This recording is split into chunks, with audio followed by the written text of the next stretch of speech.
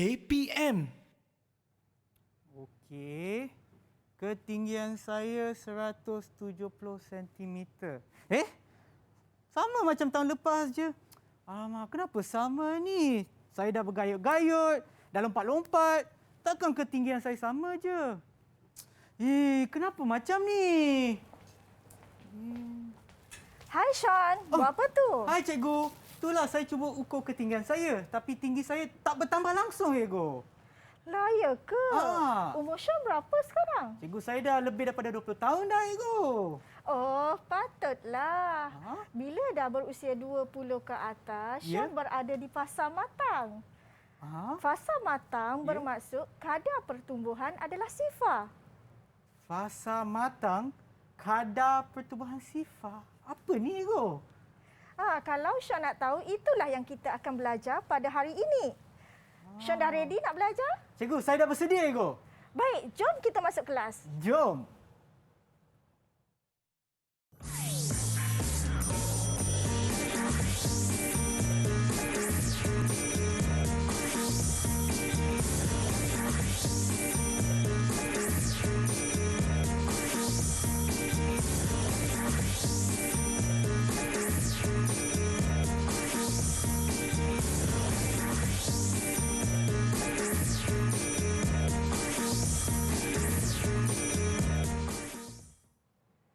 Salam sejahtera, anda sedang menonton slot Menengah Atas di Didik TV KPM bersama dengan saya, Sean Steven, selaku hos anda. Dan seperti mana yang anda nampak, untuk biodata cikgu pagi ini kita ada Cikgu Minat bersama kita. Hai cikgu. Hai Sean. Sihat cikgu? Alhamdulillah sihat. Okey, dan sebelum kita mulakan, apa kata kita amalkan SOP cikgu? Kedua-dua kita pun memakai pelitup muka, jarak dah jaga lebih daripada 1 meter. Di sini pun kita ada gel pembasmi kuman cikgu. Silakan cikgu.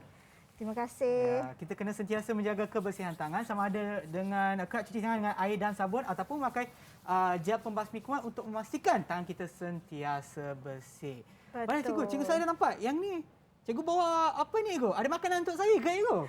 Taklah. Tadi saya singgah kedai haiwan tadi. Saya beli cengkerik untuk ikan saya. Makanan untuk ikan ya, bukan untuk Sean. Oh, bukan untuk saya. Okey, cikgu saya pegang sikit. Boleh pegang ah? Boleh. Cuba Sean perhatikan cengkerik yang ada kat situ. Cikgu, saya nampak ada yang bersaiz kecil, besar-besar, macam ada anak dengan yang dah besar dah, cikgu. Betul, ada anak, ada juga yang dah menjadi dewasa. Maksudnya kat sini, anak tu membesar dan menjadi dewasa. Betul kan? Betul. Jadi di situ berlaku pertumbuhan, di mana daripada anak tadi mengalami pertumbuhan menjadi dewasa. Okey. Okey, jadi kita dah sentuh tentang pertumbuhan.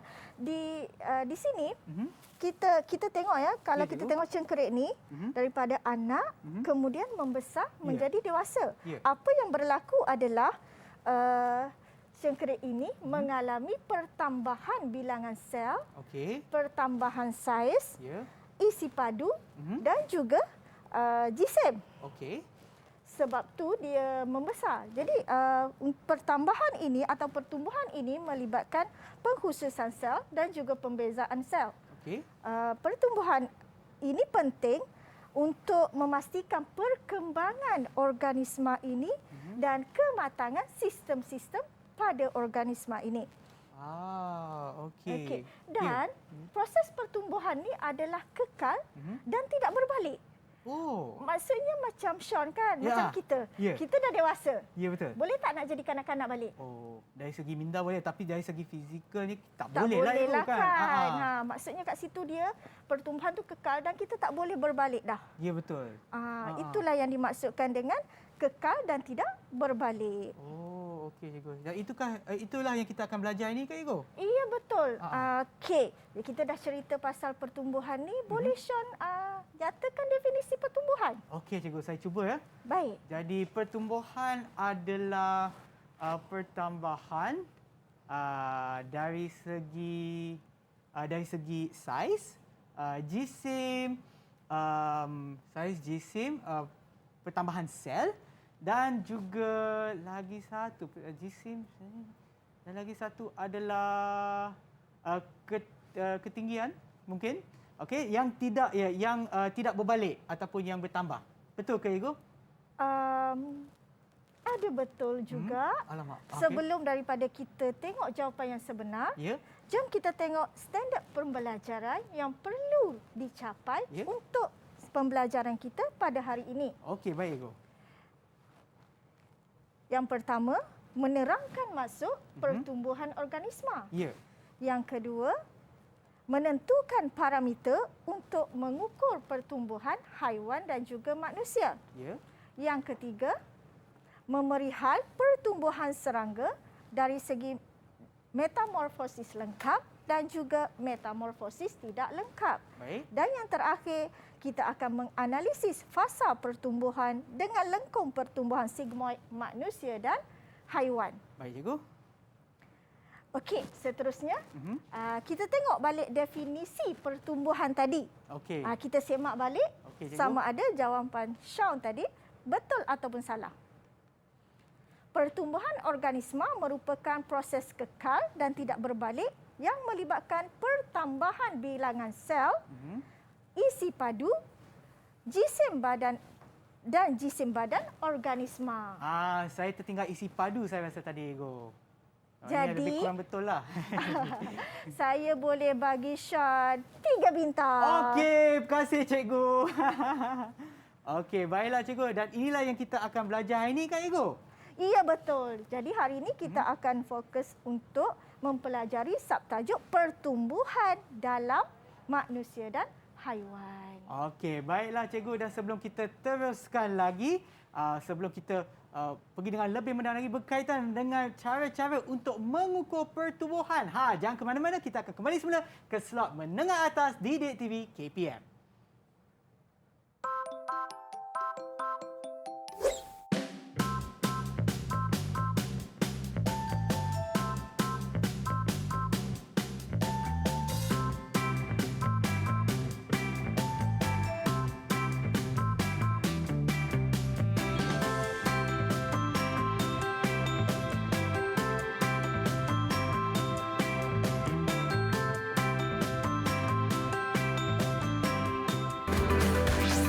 Didik TV KPM.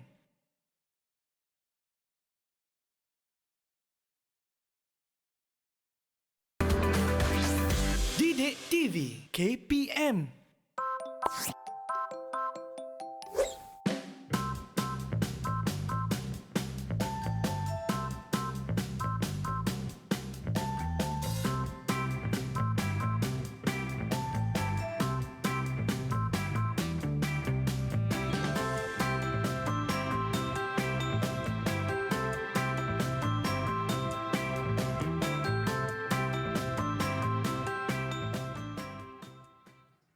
Kembali semula menonton slot menengah atas di Didik TV KPM bersama dengan saya Sean Steven dan juga Cikgu Minat untuk mata pelajaran kita pada hari ini iaitu biologi ya. Di mana sebelum kita berehat tadi kita dah tahu dah definisi bagi pertumbuhan. Tetapi tadi Cikgu dah bawa masuk dah cengkerik. Okey, baiklah Cikgu. Seperti mana yang Cikgu sebutkan tadi kan, ada yang apa ni contohnya yang macam anak cengkerik ni sebelum menjadi dewasa dia akan mengalami pertumbuhan. Ya, betul. Tetapi Cikgu, saya ada soalan. Ya, Bagaimana kita dapat mengukur ataupun apakah cara untuk mengukur suatu pertumbuhan Ibu? Okey, baik. Ada 2 parameter yang boleh digunakan untuk mengukur pertumbuhan. Okey, baik Ibu. Yang pertama, pertambahan saiz atau isi padu. Okey. Dan yang kedua adalah perubahan jisim segar atau jisim kering. Baik. Bagi pertambahan saiz atau isi padu, kaedahnya sama macam yang Sean buat tadi, mengukur ketinggian. Contohnya kalau Sean ukur ketinggian, kalau Sean lah, tahun ni 170 cm kan? Tahun depan 170 cm juga kan? Ini disebabkan oleh Sean berada di fasa matang. Tetapi ia berbeza bagi kanak-kanak. Contohnya katakan kanak-kanak yang berusia 3 tahun. Tahun ni mungkin dia 90 cm. Pada tahun hadapan ketinggiannya adalah 115 cm. Dan yang seterusnya adalah 130 cm. Di situ kita dapati ada peningkatan. ada pertambahan dari segi ketinggian. Baik, Jadi itulah maksudnya pertambahan saiz dan isi padu. okey. Dan contoh yang kedua, katakan penternak ikan. Bagaimana dia nak tahu kadar pertumbuhan bagi ikan yang diternak tadi. Ya. Jadi kaedahnya adalah dengan mengukur panjang ikan tersebut. Oh. Aha, boleh, ya? mungkin usia ikan itu 2 minggu, panjangnya berapa milimeter. Kemudian selepas 1 bulan, panjangnya berapa milimeter. Dari situ, penternak tadi akan tahu kadar pertumbuhan ikan yang diternaknya. Okey. Yang kedua adalah perubahan jisim segar atau jisim kering. Baik. Bagi perubahan jisim segar atau jisim kering, kaedah ini melibatkan organisma. Kita ambil contoh yang jisim kering dahulu. Okey, cikgu. Jisim kering adalah merujuk kepada jisim selepas kesemua air, kandungan air daripada organisma disingkirkan. Oh, okey. Jadi kaedah yang dilakukan adalah organisma tadi akan dipanaskan atau kita kata diletakkan di dalam ketuhar pada darjah 100 darjah Celsius untuk menyingkirkan air yang terdapat di dalam organisma tersebut. Sebab pada 100 darjah Celsius tu air tu dia mendidih, lepas tu menguap, lepas tu dia mengalami dia akan dapat disingkirkan lah. Ya, air itu akan dikeluarkan, disingkirkan daripada organisma tersebut. Okay. Jadi kaedah ini, untuk kaedah ini kita akan mengulangi langkah yang sama sehingga kita mendapati jisim organisma itu tidak berubah. Maksudnya kita akan panaskan dia berulang-ulang kali. Ya. Okey, maknanya kalau kita macam manusia, kalau kita nak ukur jisim kering itu susah kot sebab nanti kita dipanaskan tak sesuai lah. Memang tak Nanti sesuai kita lah. akan mati. Yelah. Ya, untuk kaedah ini tidak sesuai lah untuk haiwan kerana organisma tadi terpaksa dibunuh atau kita kata akan terbunuh lah. Jadi kaedah ini sesuai untuk tumbuhan sahaja. Okay. Jadi untuk jisim segar, kita boleh mengukur jisim tu pada bila-bila masa sahaja. Ya. Walau bagaimanapun, kaedah ini ada jugalah kekurangan dia. Di mana kandungan air yang diambil oleh organisma ini akan mempengaruhi keputusan. Oh ya. Macam saya bagi contoh, kalau pagi tadi saya minum banyak air, maksud saya ukur berat saya ataupun jisim saya itu adalah lebih tinggi berbandingkan nanti bila saya dah pergi tandazah kosong kan itu. Maknanya mungkin perubahan dari segi jisim dia akan dari segi jisim. Dari segi jisim, dari segi berat, bukan ketinggian ya. Dari segi jisim yang mana kalau kebetulan masa kita nak mengukur dia punya jisim tu, dia ada minum banyak air. So kat situ berat ataupun kita kata jisim, kandungan air itu mempengaruhi keputusan yang kita dapat pada hari itu. Sebab dia punya kaedah ni kita akan lakukan secara berterusan bagi mendapatkan dia punya kadar pertumbuhan. Okey, baik cikgu. Tapi cikgu, saya sebenarnya nak tanya ya. Sebab tadi yang saya nampak kat sini kan, yang cengkerik ni, saya nampak anak cengkerik dengan cengkerik yang dewasa tu rupa dia sama. Sama. Lebih kurang sama lah. Tapi kalau saya bandingkan dengan apa orang kata, nampak macam sama, tak boleh nak beza. Kecuali dia punya saiz dia je sahaja. beza. Okey. Tapi di mana saya di hadapan ni pun kita ada macam rama-rama kan. Tapi seperti mana yang saya nampak gambar dia ataupun dekat sini kan, dia punya lava ataupun bila dia kecil sehingga dia menjadi dewasa tu, rupa dia berbeza pula. Ya. Okey, kalau Syam tengok cengkerik ni adalah serangga yang menjalani metamorfosis tidak lengkap. Manakala rama-rama atau kupu-kupu ini dia menjalani metamorfosis lengkap. Okey, metamorfosis. Apa tu Ego? Okey, metamorfosis adalah proses perubahan bentuk atau struktur serangga dalam kita hidupnya. Macam yang kita tahu kan, kita hidup bagi sesuatu organisma bermula dengan telur ataupun bermula dengan anak, kemudian dia berakhir dengan dewasa dan seterusnya dia akan berkita kembalilah. Maksudnya dia akan mulakan proses yang sama apabila dewasa tadi yang bertelur. Okey, so dalam kita hidup itu metamorfosis adalah proses perubahan bentuk atau struktur serangga itu. Okey, jadi metamorfosis ini dia berlaku dengan kawalan hormon. Dan metamorfosis ada dua jenis. Sebab itulah tadi Sean kata yang tu rupa anak dia sama dengan dewasa. Yang ni pula rupa dia tak samalah anak dengan mak. Ya, betul. Okey, ini kerana ada dua jenis metamorfosis. Untuk cengkerik, dia adalah serangga yang menjalani metamorfosis tidak lengkap. Baik. Manakala untuk rama-rama, dia menjalani metamorfosis lengkap. Wow, apa perbezaan tapi apa definisinya itu? Okey, jom kita tengok satu persatu. Ya. Metamorfosis, kita mulakan dengan metamorfosis lengkap. Baik. Okey, kita di sini kita boleh tengok contoh di sini juga, sama dengan yang berada di sini. Ya. Okey, metamorfosis lengkap kita ada 4 peringkat. Bermula dengan telur, kemudian dia akan menjadi larva. Okey, diikuti dengan pupa dan yang berakhir dengan dewasa. Dia ada 4 peringkat ya, bermula dengan telur, larva, pupa dan dewasa. Okey. Okey. Kita tengok pula metamorfosis tidak lengkap. Okey, bagi metamorfosis tidak lengkap hanya ada 3 peringkat sahaja. Okey, bermula dengan telur juga, kemudian nimfa dan berakhir dengan dewasa. Inilah yang berlaku pada cengkerik tu. Sebab itulah dia punya rupa sama anak dia dengan mak dia. Okey, go. Okey, pada fasa nimfa, okey, serangga yang mengalami metamorfosis tidak lengkap akan mengalami beberapa proses ekdisis. Ekdisis? Ya, betul. Ekdisis. Apa tu, Igo? Saya tahu ekspedisi. Ekdisis saya tak tahu. Apa tu? Okey, ekdisis. Ekdisis adalah proses di mana serangga yang mempunyai rangka luar menyalinkan rangka luar tersebut bagi membolehkan pertumbuhan berlaku. Okey, dan proses ekdisis ini berlaku secara berkala. Baik. Jadi macam mana dia berlaku, Igo? Okey, ekdisis ni. Bagaimana ekdisis ni berlaku? Okey. Bagi serangga yang mempunyai rangka luar, serangga macam cengkerik ni, dia ada satu rangka luar. Okey, rangka luar yang terdiri daripada kitin. Daripada kitin. Rangka luar ini sangat kuatlah.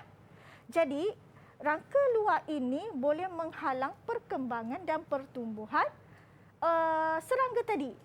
Jadi proses ekdisis ini adalah di mana rangka luar yang baharu akan tumbuhlah di dalam rangka luar yang lama.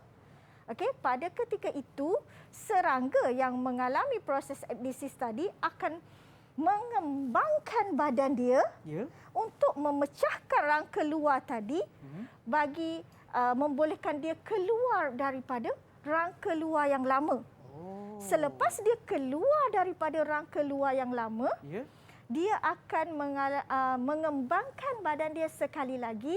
Pada ketika itu dia akan mengalami pertumbuhan yang pesat, sehingga rangka yang baru tadi mengeras. Dan proses ini berlaku berulang-ulang kali sehingga dia dewasa. Okey, maknanya dia macam masa dia nak pecahkan dia punya salut keluar ataupun dia punya kulit luar tu, dia akan mengalami pertumbuhan yang sangat pesat dan sangat banyak supaya dapat memecahkan. Bukan, dia akan mengembangkan badan dia dulu. Sampai dia akan kembangkan badan dia dan dia akan pecah. Bila dia pecah, barulah dia akan makan dengan banyak, mengalami pertumbuhan sebelum rangka luar baru dia tu mengeras balik. Faham. Okey, cikgu. Ya. So sekarang kita dah tahu dah apa itu proses ekdisis dan juga metamorfosis lengkap dan tidak lengkap, kan? Betul. Jadi boleh Sean nyatakan apakah perbezaan di antara metamorfosis lengkap dengan metamorfosis tidak lengkap? Okey, cikgu. Saya cuba, cikgu. Okey, maknanya dari segi metamorfosis tidak lengkap, dari segi fasanya, cikgu. Metamorfosis bukan fasa, peringkat. Betul. Metamorfosis tidak lengkap mempunyai 4 peringkat, manakala metamorfosis lengkap mempunyai 3 peringkat. Saya namakan peringkat tersebut, Ibu. Boleh.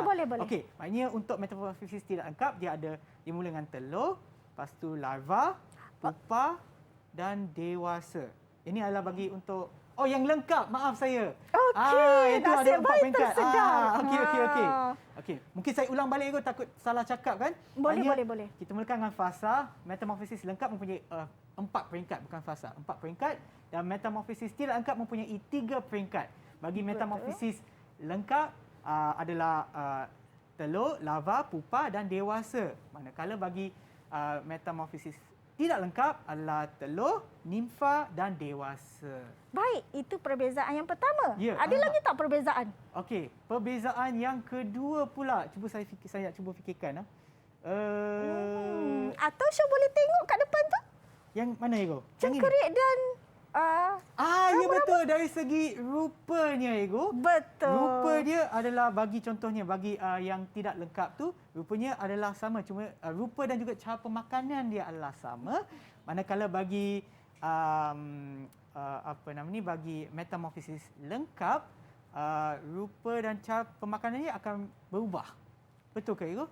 Iya. Jadi untuk kita semak jawapan Sean tadi, Okey. mari kita lihat jawapannya. Okey. Bagi metamorfosis lengkap, pertumbuhan melibatkan 4 fasa, telur, larva, pupa dan dewasa. Okey. Manakala metamorfosis tidak lengkap pula, pertumbuhan melibatkan 3 peringkat iaitu telur, nimfa dan dewasa. Betul jawapan yang pertama. Okey. Yang kedua, larva berbeza daripada dewasa dalam bentuk badan dan tabiat pemakanan. Betul lah kan? Daripada beluncas kepada rama-rama. Okey, bagi metamorfosis tidak lengkap, nimfa kelihatan sama dan mempunyai tabiat makan seperti dewasa. Jadi untuk jawapan Sean tadi, cikgu bagi 5 bintang. 5 bintang. Kasih banyak-banyak, cikgu. Maknanya saya dapat jawab dengan betul lah. Iya, betul. Tepat sekali. Kasih cikgu dah kepada mereka yang menonton di rumah pun dapat jawab dengan betul. Anda pun boleh bandingkan jawapan anda lah seperti mana yang saya buatkan tadi. Dan sebelum kita teruskan lagi, sebelum kita tahu tadi untuk bagi pertumbuhan serangga kan, lepas ni mungkin kita akan dapat pergi dengan lebih mendalam lagi berkenaan dengan pertubuhan manusia. Jangan ke mana-mana, kita akan berehat seketika dan kembali semula ke slot menengah atas di Didik TV KPM.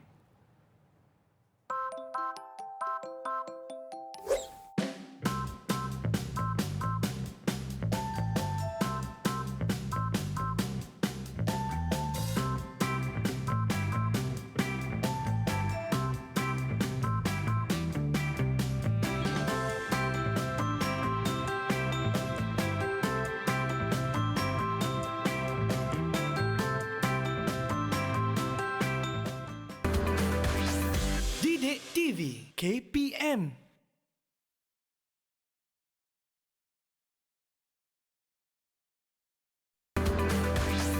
Didik TV KPM.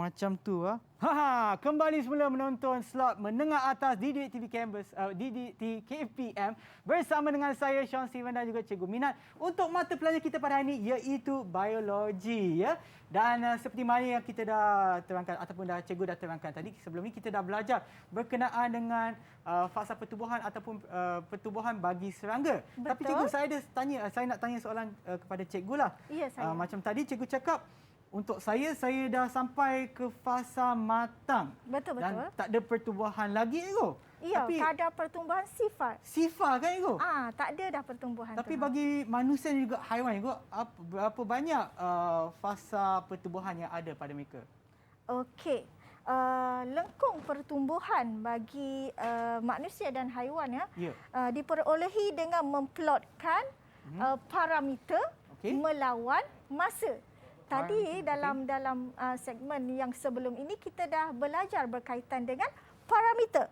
Jadi parameter tadi kalau kita plotkan graf melawan masa, kita akan mendapati lekung pertumbuhan bagi manusia dan juga kebanyakan haiwan adalah berbentuk sigmoid.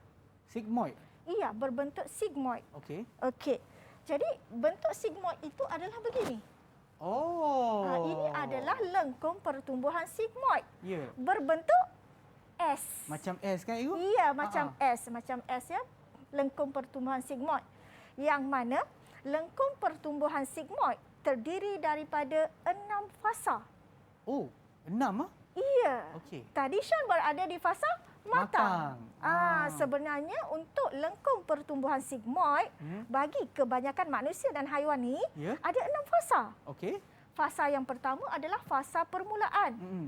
Okey, kalau Sean tengok kat sini, fasa permulaan ni pertumbuhan dia agak perlahan. Ya ke? Ini adalah fasa permulaan. Ya. Pertumbuhan dia agak perlahan. Okey. Okey, kemudian fasa yang kedua adalah fasa pertumbuhan pesat. Wow. Oh. Okey, di sini kita tengok graf dia meningkat, Ya. meningkat dengan sangat banyaklah. Ya, Sebab tu betul. kita kata fasa pertumbuhan pesat. Ya. Yang ketiga kita ada fasa pertumbuhan perlahan. Okey, daripada permulaan tadi dia menjadi pesat dan kemudian dia perlahan. Ya. Diikuti dengan fasa matang. Oh, dekat sana lah saya. Ya betul. Syah berada di sini. Okey. Samalah dengan saya. Oh, ya. Okey, kita berada di fasa matang. Ah. Okey, kemudian fasa kelima adalah fasa penuaan. Ya. Okey, nampak tak di fasa penuaan dia dah mula menurun sedikit. Kenapa ya? Okey, dan berakhir dengan fasa kematian. kematian. Ya. Okey, berakhir dengan fasa kematian, nampak tak graf dia dah mula turun. Daripada fasa penuaan dia dah turun sikit, kemudian dia makin turun. Ya. Okey, jadi dalam pada kali ini kita nak bincangkan apa yang berlaku pada setiap fasa ini. Okey. Okey, Baik. kita akan mulakan dengan fasa permulaan. Ya. Okey, di fasa permulaan kita dapati dia punya graf, naik sedikit. Sedikit saja, ya. Ya, naik sedikit. Ini kerana pada fasa ini kadar pertumbuhan adalah rendah. Okey. Kadar pertumbuhan adalah rendah. Ini kerana pada ketika ini pertumbuhan ia merupakan satu fasa di mana organisma mula ataupun cuba menyesuaikan dengan sumber baharu di persekitaran. Okey, selain daripada itu pembahagian sel dan juga pemanjangan sel berlaku dengan sedikit. Ya. Sebab kalau kita kata fasa permulaan ni macam baru lahir. Baru nak kenal persekitaran, baru nak bertoleransi dengan persekitaran. Ya, Pada betul. ketika ni juga pembahagian sel dan pemanjangan sel berlaku dengan sedikit sahaja. Ya. Okey, apabila masuk ke fasa pertumbuhan pesat, Ya. kadar pertumbuhan akan menjadi kadar pertumbuhan adalah paling cepat. Okey, dia akan kadar pertumbuhan ini adalah paling cepat di mana pembahagian sel dan pemanjangan sel akan berlaku secara aktif. Dan pertambahan saiz akan meningkat pada ketika ini dengan sangat cepatlah. Ya. Baik, kita pergi kepada fasa pertumbuhan perlahan. Ya. Okey, tadi kita kata pertumbuhan dia pesat. Yang mana kadar pertumbuhan dia paling cepat. Ya. Kemudian kita kata sel-sel akan aktif membahagi dan membeza. Ya. Okey, membahagi dan memanjang. Berlaku pemanjangan sel, pembahagian sel dengan sangat-sangat aktif. Ya. Tetapi bila masuk ke fasa pertumbuhan perlahan, kadar pertumbuhan akan lambat berlaku. Ya. Okey, di mana kadar pertumbuhan tadi adalah tetap. Baik. Okey, sel telah mencapai saiz yang maksimum. Okey, selain daripada itu, sel akan mengalami pembezaan dan menghasilkan kerancaman sel. Okey. Syah tahu tak kerancaman tu apa? Tak tahu, Ibu. Saya nak tanya, Ibu. Apa itu sebenarnya? Okey, kerancaman tu maksudnya kepelbagaian. Oh, okey. Sel akan mengalami pembezaan dan juga kepelbagaian sel. Ya. Okey. Baik, kita masuk ke fasa matang. Okey. Di usia kita. Ah, Okey, pada fasa matang seperti yang kita bincangkan daripada awal tadi, ya. kadar pertumbuhan adalah sifar. Ya. Ini adalah disebabkan oleh kadar pembahagian sel adalah sama dengan kadar kematian sel. Oh, macam sebelum ni adalah kadar pembahagian sel adalah lebih lah daripada kadar kematian sel. Ya. Oh, okey. Betul. Jadi bila kadar pembahagian sel sama dengan kadar kematian sel, maksudnya kat situ sifar lah. Tolak, tambah, tolak, yelah. tambah. Sel dihasilkan, sel mati. Sel dihasilkan, sel mati. Sama. Ya. Sebab tu pertumbuhan adalah sifar. Okey, pada ketika ini sel hanya membahagi atau kita kata pembahagian sel tadi hanyalah untuk menggantikan tisu-tisu yang rosak ataupun mati. Ya. Jadi proses pembahagian sel hanyalah untuk menggantikan tisu-tisu kita yang rosak apabila kita tercedera ataupun tisu-tisu yang mati. Ya. Jadi kadar pertumbuhan memang tak adalah sifar. Okey. Okey. Seterusnya fasa penuaan. Okey. Fasa penuaan ni kadar pertumbuhan dia adalah negatif dah mula menurun. Jadi maksudnya dia adalah negatif yang mana organisma mula mengalami proses penuaan. Oh, okey. Dah makin tua lah maksudnya. Ya. Gitu, dah mengalami penuaan. Dan apabila organisma mengalami penuaan, Ya. okey, kenapa saya guna organisma di sini? Sebab lengkung pertumbuhan sigmoid ini adalah untuk manusia dan juga kebanyakan haiwan. Okey. Jadi apabila masuk ke fasa penuaan kita dah semakin tua orang katakan. Bila dah masuk ke fasa penuaan ni kadar pertumbuhan pun dah negatif. Penyakit pun dah banyak kan. Kalau kita lah manusia kan, kita punya salur darah pun tersumbat sana, tersumbat sini. Lepas tu ada darah tinggi lah, ada diabetes lah. Dan boleh tak saya kaitkan dengan apa yang cikgu sebutkan tadi di mana kadar pembahagian sel adalah kurang daripada kadar kematian sel?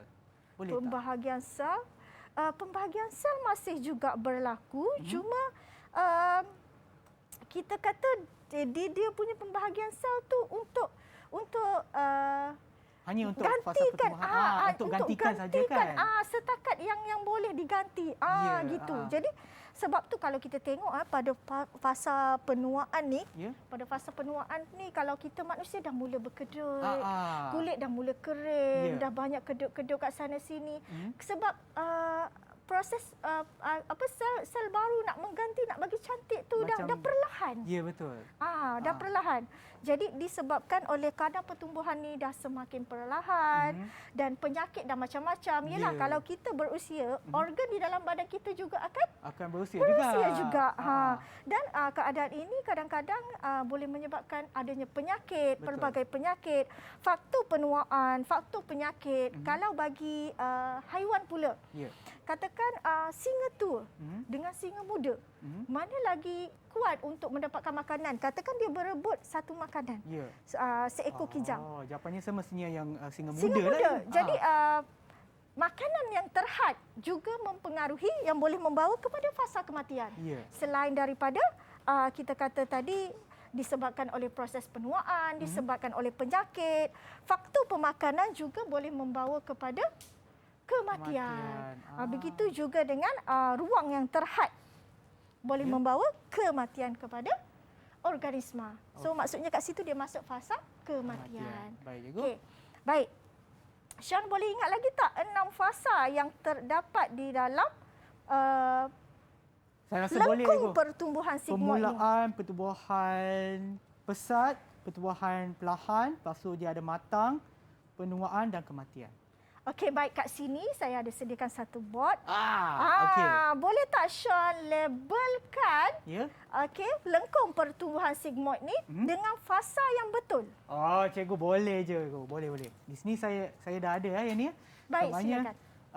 yang ni kena buka ya. Ada pelekat kat belakang ni. Ya, betul. Okey. Ini saya rasa fasa matang je sebab dia tidak mengalami perubahan ataupun pertumbuhan sifar. Kadar pertumbuhan adalah sifar.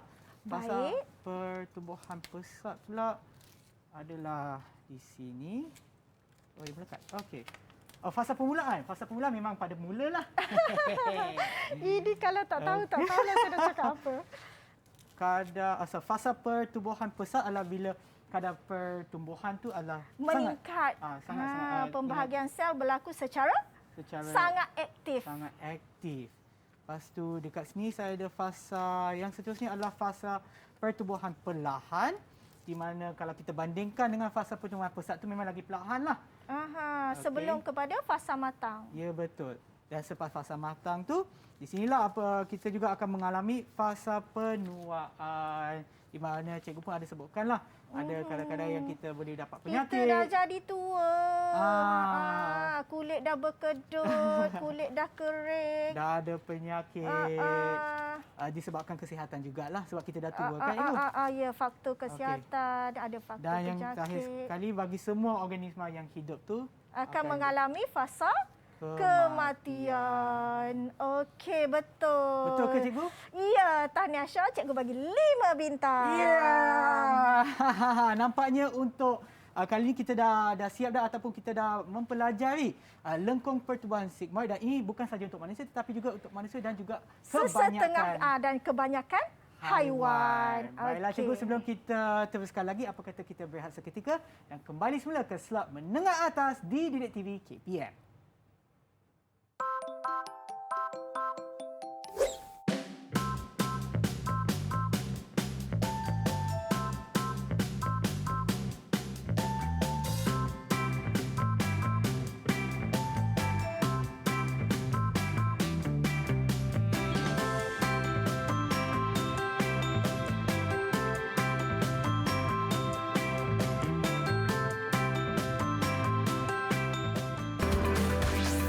Didik TV KPM.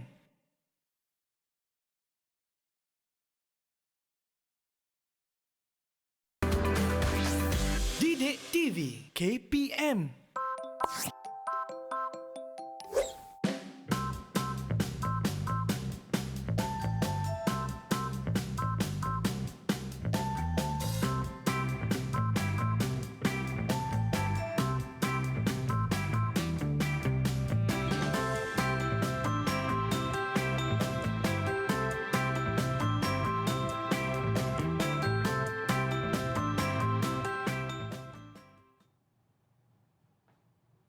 Kembali semula menonton slot menengah atas di Didik TV KPM bagi mata pelajaran biologi ataupun biologi bersama dengan saya Sean Steven dan juga Cikgu Minat. Baiklah cikgu, sebelum kita berehat tadi, cikgu dah terangkan berkenaan dengan lengkung pertumbuhan sigmoid, dan ini adalah berkaitan dengan pertumbuhan manusia serta kebanyakan haiwan cikgu. Ya, tapi betul. mungkin cikgu boleh kaitkan pula berkenaan dengan haiwan pula dengan manusia.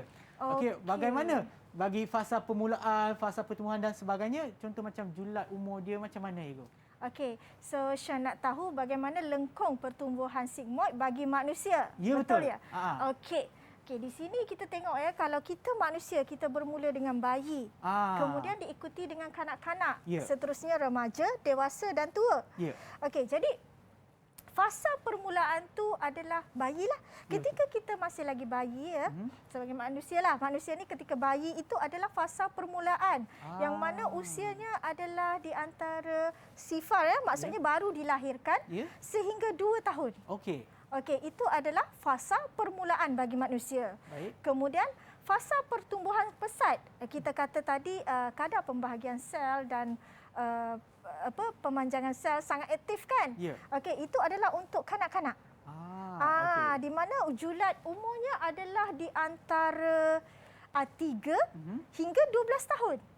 Okey. Hingga 12 tahun. Okey, kemudian dia akan masuk ke fasa remaja. Ya.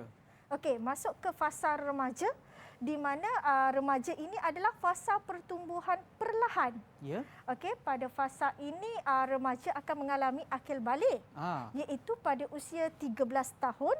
Okey, dan remaja ini berakhir pada usia 19 tahun. 19 tahun. Okey. So dewasa ni kitalah. Ya. Kita yang bermula pada usia 20 tahun sehinggalah 64 tahun. Okey, selepas 64 tahun, 65 tahun tu warga emas kan? Ya. Okey, warga emas itu berada di fasa penuaan. Okey.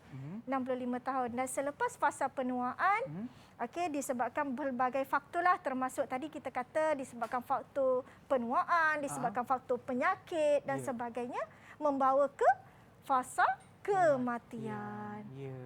Aha. Okey, cikgu. Dan saya sebenarnya nak tanya apa yang disebutkan oleh cikgu tadi ya, masa remaja kan akan mengalami akhir balik kan? Apa itu sebenarnya, cikgu? Okey. Untuk akhir balik, maksud Sean di sini apa yang dimaksudkan dengan akhir balik, betul? Ya. Okey, kita kata tadi remaja, di awal remaja akan mengalami akhir balik.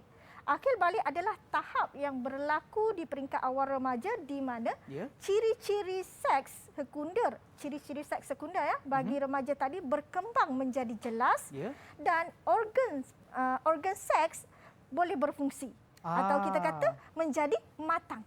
Ya. Okey, cikgu. Dan saya ada lagi satu soalan yang saya nak tanyakan. Contohnya, ini alat bagi manusia kan? Dan ini alat untuk lengkung pertumbuhan sigmoid. Tapi saya nak balik pula kepada apa yang kita dah belajar sebelum ni. Contohnya bagi rama-rama kan, cikgu? Oh, jadi, ni yang rama-rama kat depan ni. Kenapa? Sean nak tanya apa sebab pasal saya nampak rama-rama dekat ni? sini pun, dekat depan ni, tak pasti sama ada kamera boleh nampak, memang ada telur ada dekat telur sini. 2 biji dekat batang ni. Dekat sini pula, dekat ni dia adalah beluncas ke, cikgu? Ya, betul. Itu beluncas atau kita panggil lava lah dalam peringkat lava. Dan juga ini adalah di pupa, tapi pupa ni ada kat dalam ni. Ada ni kepompong ni. Ada 2 kat dalam tu. Nampak macam daun lah, cikgu? Ya. Sebab ini. itu adalah kepompong yang baru terbentuk. Ya, baru terbentuk. So dia masih lagi hijau. Masih lagi hijau. Dan ini pula adalah dia rama-rama macam kita tahulah. Dewasa. Ya. Dan soalan yang saya nak tanya, Ibu, sebelum rama-rama, sebelum menjadi rama-rama, beluncas dan berbentuk pupa tu, berapa lamakah beluncas berada dalam kepompong ni sebelum dia menjadi rama-rama? Okey, bagi setiap peringkat lah, kita kata bagi setiap peringkat ya, daripada lava nak menjadi kepada pupa, kemudian nak jadi dewasa. Bagi setiap peringkat daripada lava, daripada dia beluncas ni nak menjadi kepada kepompong, dia mengambil masa lebih kurang 2 ke 3 minggu. 3 minggu ya? 2 ke 3 minggu. Kemudian daripada pupa nak menjadi dewasa juga mengambil masa lebih kurang 2 minggu. Ya. Cikgu, saya rasa hari ini kita dah belajar banyak kan, cikgu? Dan mungkin sebelum kita mengakhiri kelas kita pada hari ini, mungkin cikgu boleh berikan sedikit rumusan kepada pembelajaran kita pada hari ini. Okey, kalau Syah ingat lagi, yang pertama hari ini kita dah belajar berkaitan dengan maksud pertumbuhan organisma. Ya. Apa maksud dia, Sean? Adalah pertumbuhan organisma adalah pertambahan bilangan sel, saiz, jisim dan juga isi padu yang tidak berbalik dan kekal. Yang kekal dan tidak berbalik. Betul. Okey, seterusnya kita dah belajar menentukan parameter untuk mengukur pertumbuhan. Yang mana ada 2 cara atau 2 kaedah untuk atau 2 parameter untuk mengukur pertumbuhan bagi manusia dan haiwan.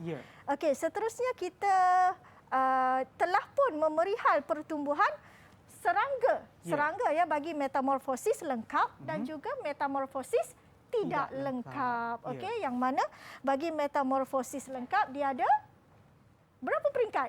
Dia ada 4 peringkat dan metamorfosis tidak lengkap mempunyai 3 peringkat. Iya, 3 peringkat sahaja, iaitu telur, nimfa dan dewasa. Bagi metamorfosis lengkap dia ada 4, iaitu telur, lava, pupa dan dewasa.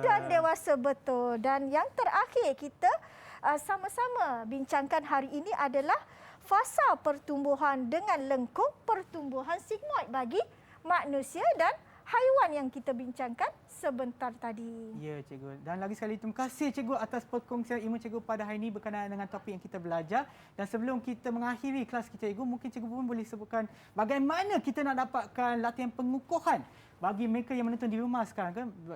Daripada mana mereka boleh mendapatkan latihan tersebut, cikgu? Okey, bagi murid-murid yang nak dapatkan sumber ataupun kita kata nak dapatkan bahan boleh merujuk kepada sumberku. Okeylah, dan seperti mana yang tertera pada skrin anda di bahagian bawah itu adalah pautan kepada laman sumberku. Kan, Ibu? Betul. Okey, dan kepada mereka yang menonton juga, harap ia memberi manfaat kepada anda semua. Dan kita akan berjumpa lagi di kelas yang seterusnya di slot menengah atas. Jumpa di sana.